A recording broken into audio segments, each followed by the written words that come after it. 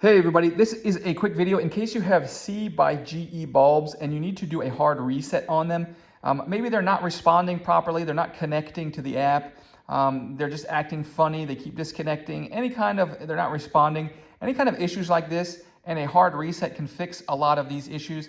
Now you can have any kind of bulb, as long as it's a C by GE bulb, this will work. What we're gonna do is we're gonna have, with the light on, we're gonna go ahead and just turn it off and wait at least 5 seconds. And then what you want to do is you want to turn it on and count 8 seconds, and then turn it off and count 2 seconds.